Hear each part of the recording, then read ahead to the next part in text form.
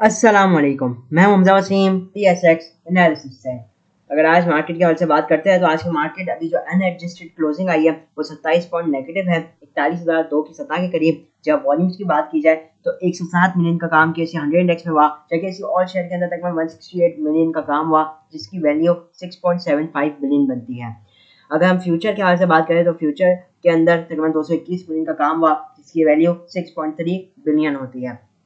बहरहाल आज last day था, फ्यूचर क्लोजिंग भी थी, तो इस हवाले से भी हम देख रहे हैं कि फ्यूचर में भी ज़्यादा काम हुआ और रेडी के अंदर भी ज़्यादा काम होते हुए हमने देखा।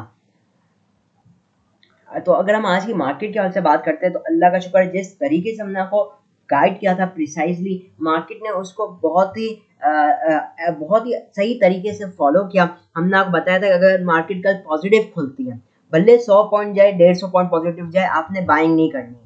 ठीक है, हमने यही देखा कि मार्केट जो है वो एक वक्त पे पॉजिटिव तो गई थी और एक हाई भी लगाया था 41,108 तकरीबन 50 के करीब का। फिर हमने देखा कि मार्केट के अंदर गिरावट आई और फिर जो आपको एक ट्रिगर लेवल दिया गया था 40,950 का, अगर ये ब्रेक होता है तो मार्केट 780 से 750 का लेवल को टारगेट करेगी, 40,780 से 750 को टारगेट करेगी। और आप देखेंगे जो मार्केट का रिवर्सल आया है वो भी हमारे गिवन सपोर्ट लेवल से आया। तो अल्लाह का शुक्र है, मार्केट के अंदर तो जो मूवमेंट रही वो बहुत ही एक्सपेक्टेड मूवमेंट थी। ठीक है ना, जैसे हमने एक्सपेक्ट किया था, वॉल्यूम्स भी बड़े ही शानदार लगे। और इसी के साथ अगर हम बात करते हैं तो आज मार्केट के अंदर आप देखेंगे सेक्टर्स के अंदर, तो जो टॉप सेक्टर्स रहे परफॉर्मेंस में, तो सीमेंट सेक्टर था, जिसके अंदर लकी हो गया, आपके DG Khan, maple leaf, pioneer. तो सीमेंट सेक्टर का बहुत ही टोटली बहुत अच्छा परफॉर्म करता हुआ नजर आ रहा था। जहाँ पे नेगेटिव साइड पे आपका एक तो फार्मा सेक्टर हो गया और टेक्नोलॉजी सेक्टर के अंदर भी हमने ठीक ठाक प्रेशर देखा। ऑल्दो भी बाद में रिकवरी आई, लेकिन प्रेशर उसके अंदर भी था। पे ऑयल एंड गैस के स्टॉक्स हुए, उनके अंदर भी आज हम थोड़ा प्रेशर देख रहे थे। अगर हम बात करते हैं टॉप कंट्रीब्यूटर्स के हवाले से, तो आज के दिन जो टॉप कंट्रीब्यूटर रहा वो, तो आज के दिन टॉप कंट्रीब्यूटर लकी सीमेंट का स्टॉक था। 100 पॉइंट्स आप देखें तो लकी सीमेंट आज मार्केट के अंदर पॉजिटिवली कंट्रीब्यूट कर रहा था। उसके बाद एंग्रो कॉर्पोरेशन का स्टॉक आ जाता है, फिर मैपल लीफ सीमेंट हो गया, फिर POL हो गया, फिर कोलगेट, हप्को, चिराग cement, pioneer cement, AGP, NML, Murree brewery, Kohat cement, Lotte chemical, Gul Ahmed हो गया और FML के स्टॉक्स हो गए। जहाँ अगर हम डिक्लाइन साइड पे बात करते हैं तो TRG का स्टॉक, फिर आपका सिस्टम्स के स्टॉक हो गया, PPL, PSO, Searle, OGDC, Meezan bank, SBL, BAFL, FCEPL, BAHL service, फिर ABL, इंडस और दाऊद हरकुलस के स्टॉक्स हो जाते हैं। तो इन स्टॉक्स के अंदर हमने आज थोड़ा प्रेशर देखा। जहाँ हम डॉलर के हवाले से बात करते हैं तो डॉलर के अंदर आज भी हमने गिरावट देखी है, जो कि एक बहुत ही पॉजिटिव चीज़ है। तकरीबन 59, आप कह लीजिए 59 पैसा डॉलर के अंदर गिरावट आई है, 285 रुपये 15 पैसे पे बन रहा, जहाँ लास्ट डे की क्लोजिंग 285 रुपये 74 पैसे थी। इसी के साथ आज काफ़ी सारी न्यूज़ेस भी आई, जिसके अंदर GDP के हवाले से सबसे पहली न्यूज़ थी। GDP के अंदर हमने देखा एक बहुत बड़ी गिरावट देखने को मिली as compare to previous year. Last year GDP 370 $5.4 billion के पास थी, और अभी जो चल रही है 2023 में वो $341 बिलियन तक डिक्लाइन हो गई है। तो ये बहुत ही नेगेटिव चीज़ है, जो कि डेफिनेटली एक रिसेशन को ही शो करता है। इसी के साथ अगर आप देखेंगे तो बाकी जो इकोनॉमिक फिगर्स है वो इतने अच्छे नहीं आ रहे हैं। इसी के साथ हम अगर टॉप एक्टिव स्टॉक्स के हवाले से देखते हैं तो आज के दिन टॉप एक्टिव स्टॉक WTL का रहा, 1 पैसे पॉजिटिव रहा, 1 करोड़ का काम हुआ। मैपल लीफ सीमेंट के अंदर भी एक जबरदस्त गेन रहा, 9 मिलियन से ज्यादा का इसके अंदर काम हुआ। नेशनल बैंक 26 पैसे नेगेटिव बन रहा, की इलेक्ट्रिक 2 पैसे नेगेटिव रहा। TPL प्रॉपर्टीज के अंदर एक हैवी सेलिंग रही, 72 पैसे ये नेगेटिव बन रहा। TRG 2 रुपये 37 पैसे नेगेटिव रहा, जैसे सिनर्जी 11 पैसे नेगेटिव रहा, यूनिटी 14 पैसे पॉजिटिव बन रहा, FCCL 6 पैसे और गुल अहमद के अंदर 1 रुपये 20 पैसे पॉजिटिविटी देखने को मिली। टॉप एडवांसेस के अंदर देखा जाए तो मोस्टली इलिक्विडी स्टॉक है, सिवाय एक वेल का स्टॉक हो गया, बाकी मोस्टली सब लिक्विड ही है। टॉप डिक्लाइन साइड पे आपको कुछ लिक्विड स्टॉक दिखेंगे, जैसे कि सरले ने जब से राइट शेयर की अनाउंसमेंट की है उसके बाद से हम इसके अंदर मुसलसल एक गिरावट ही देख रहे हैं। फिर मेटाटेक हो गया, इसके अलावा गंदारा ऑटोमोबाइल्स हो गया, अब तो इसका नाम गंदारा ऑटोमोबाइल्स हो गया, पहले ये गंदारा निशान था GHNL, अब इसका नाम GAL हो गया, तो गंदारा ऑटोमोबाइल्स हो गया। तो ये वो स्टॉक है जिनके अंदर थोड़ी लिक्विडिटी देखने को मिली।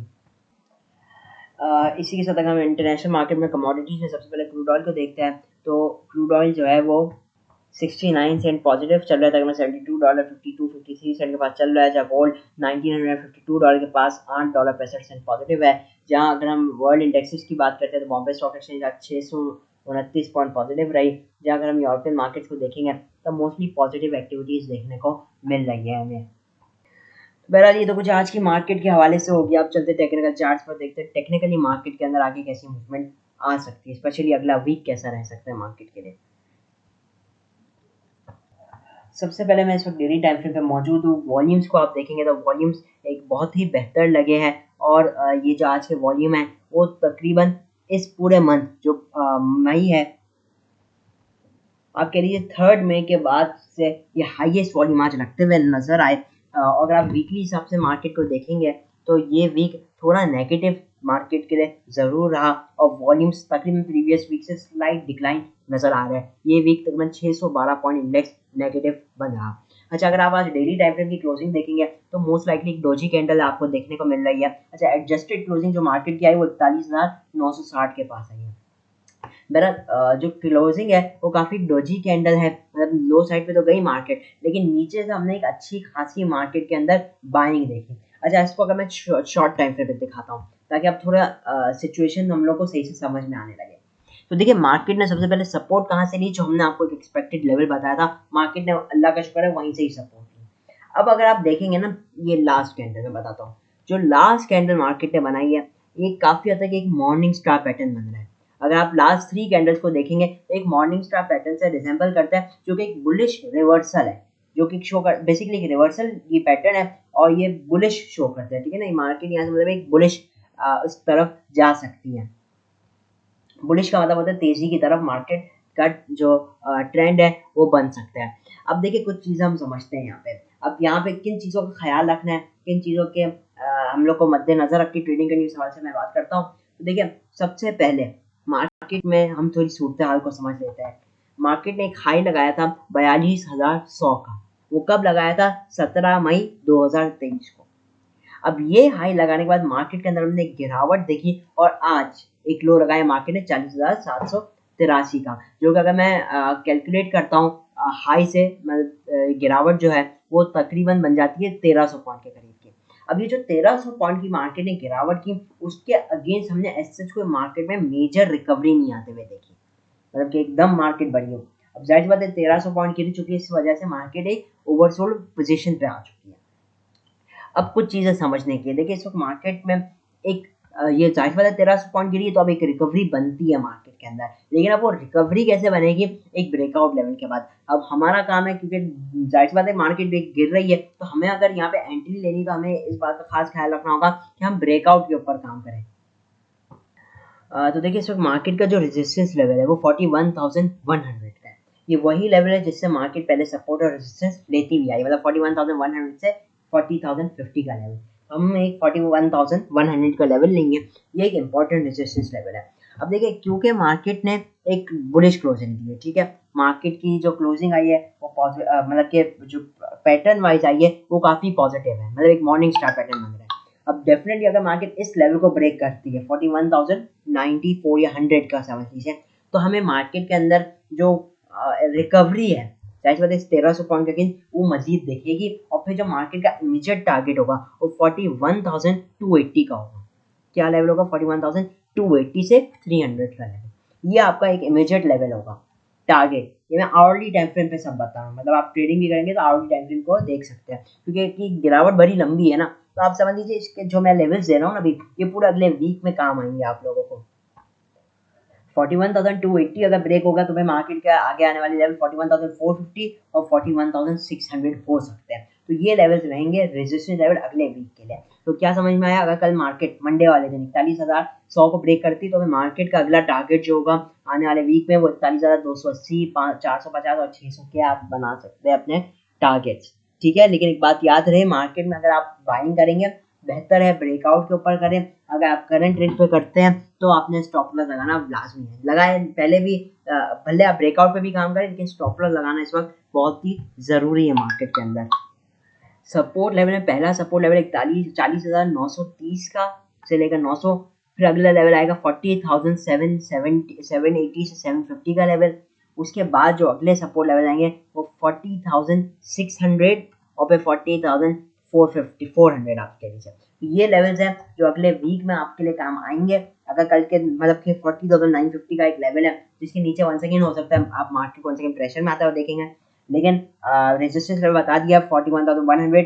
जब मार्केट एक हाईली ओवरसोल्ड पोजीशन के अंदर भी है और अगर अभी इस लेवल को ब्रेक करती है मार्केट तो पॉसिबली हम एक रिकवरी मार्केट के अंदर आता हुआ देख सकेंगे। जल्दी जल्दी हम कुछ स्टॉक्स के लेवल्स देख लेते हैं। एवीएन 48.07, अगर ये लेवल ब्रेक होता है इसका ब्रेक एंड सस्टेन, ठीक है, तो आपका जो लेवल आएगा अगला वो 49 का 48.97, ये आपका पहला लेवल बनेगा। उसके बाद जो अगला लेवल आएगा वो 49.7 का बनेगा और फिर आपका अगला लेवल 50.43 का बनेगा।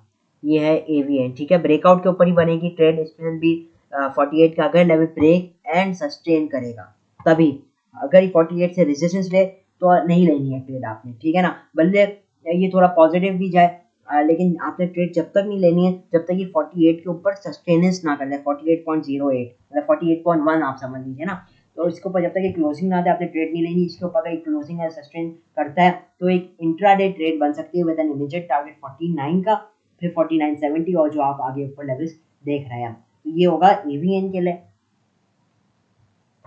अगला स्टॉक है डबल जीएल। डबल जीएल के हवाले से अगर मैं बात करूं तो ये एक स्विंग ट्रेड के लिए एक अच्छी ट्रेड नज़र आती है। इस वक्त ये 975 आज इसकी क्लोजिंग आई है।